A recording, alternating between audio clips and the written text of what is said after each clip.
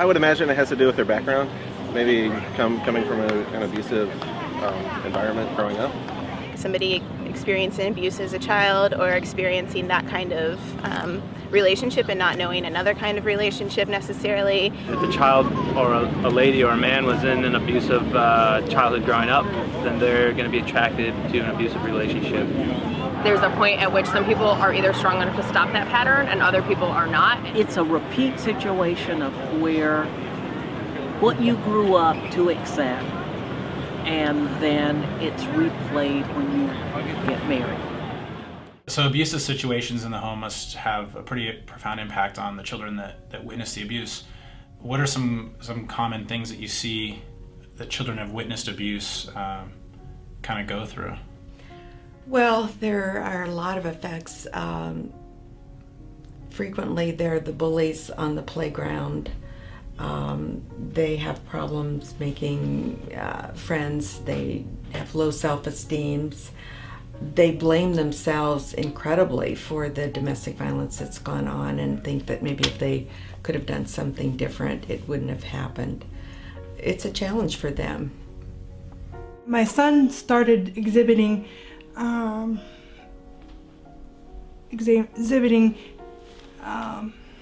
angry tendencies towards me, towards anybody that was around. Are these children more likely, do you think, to end up in abusive relationships of their own, or maybe accept abuse as kind of a normal thing in a relationship? Well, the data shows that overwhelmingly there is a generational cycle of abuse. And as uncomfortable as it is, what we experience in the home is what we think is the model for how families should be when we go into our own marriages and relationships.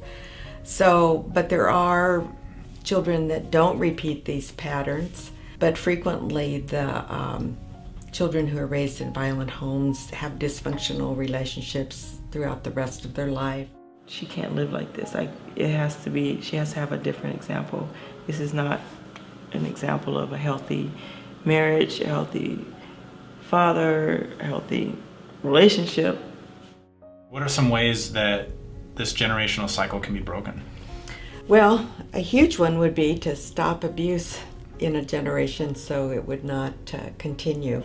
I think when children who are raised in violent homes receive support services and information about abuse and are counseled for a while, they don't repeat the patterns, and they learn that how destructive the patterns are.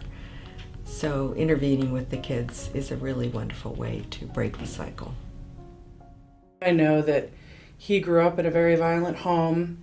His father was very abusive to his mother and would put her, in bed for weeks on end because of injuries. It's not a part of your job being a spouse in an intimate relationship to accept whatever abuse your partner might decide is appropriate. It's not acceptable. Society cannot and will not tolerate it, and we need to make sure we have the resources in the community necessary to support people and to educate people so we can stop that cycle of violence. It impacts children to a very high degree, but it doesn't necessarily mean that they will then become abusers if they don't have access to those services, because at some point I think everybody becomes accountable for their behavior. These kids will grow up then to be parents themselves. These kids are your kids' classmates. These are the kids on your kids' soccer team, and maybe you don't feel personally affected by domestic violence. You just don't know it. You are, you just maybe don't know it. Statistically, they say you're at more risk to be in an unhealthy relationship, whether that means you become the abuser or you become the victim. Let's invest in them early and, get as many of these kids out of these situations as early as we can, when we can do the most good and break that cycle. If you could keep every child from growing up to be a batterer, by definition, within one generation, you would have no more domestic violence.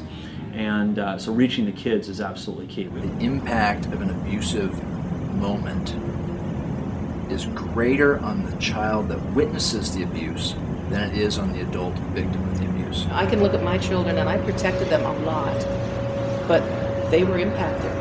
they were impacted terribly. They're watching a parent, a power figure, someone they look up and trust and respect, perhaps, committing acts of violence against another loved one. Internalizing that can be incredibly difficult and incredibly damaging for children. He punched me in the mouth. That was his favorite thing to do. And so he punched me in the mouth, and I fell. So when I fell half of my body in the kitchen and my head in the hallway. And my daughter was crawling from her bedroom. I fall, and there's blood on my nose and stuff. And I'm laying there, and she goes, and her eyes are just huge. It was like she was in shock. She just sit there and looked at me.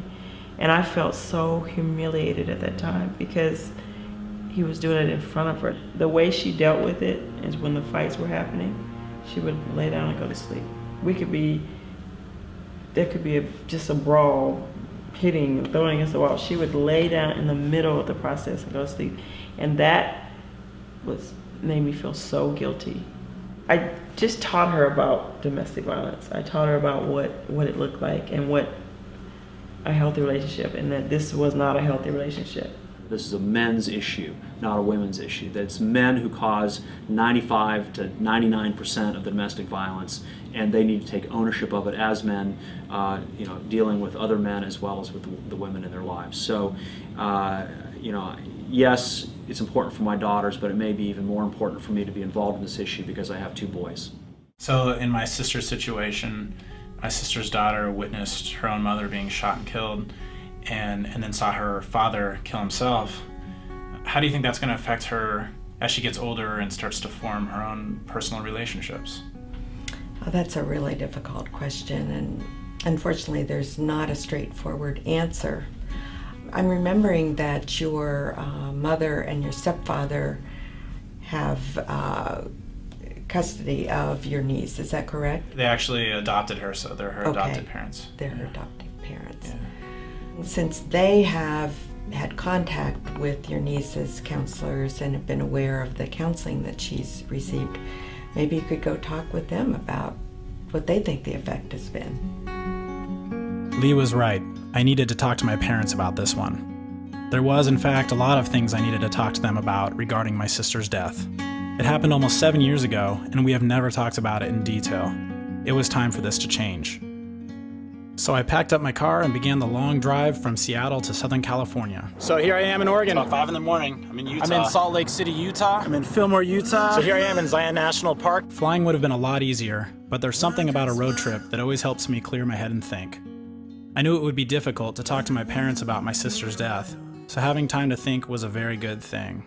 It seems casual to say it, but it just never occurred to me that what the outcome that took place would happen. It never occurred to me. If it would have, I would have done something different. How do you explain to a 2-year-old, Mommy and Daddy are gone, and they're not coming back? As a child who's never even had a pet die, at 2.5, she didn't have a clue on what death meant. I did see her mother murdered, and she does have remembrances of it. She described what happened very accurately. She's going to be questioning her whole life. What happened? What happened? Why don't I have a mother and father? Why did my father kill my mother? Why did he commit suicide? Why did they do that? Was I to blame in any way? It's the nature versus nurture whole controversy that goes on forever. So if we just look for a moment of how she's being raised from a very young age in a 2-parent, very stable home, the psychologist feels that she's off on the right start. So I have talked in great detail with the psychologist about this. And she said the tendencies will be there. Being an involved mom makes a big difference to the child. It makes a huge difference to her sense of identity and security and all of that kind of thing. So hopefully we're giving her tools to handle whatever life throws at her later, and security and stability and all that kind of stuff. We're doing everything we can, and take it as it comes. She's got terrific people around her. She's got a lot of loving family, close friends, a lot of support. She'll be okay.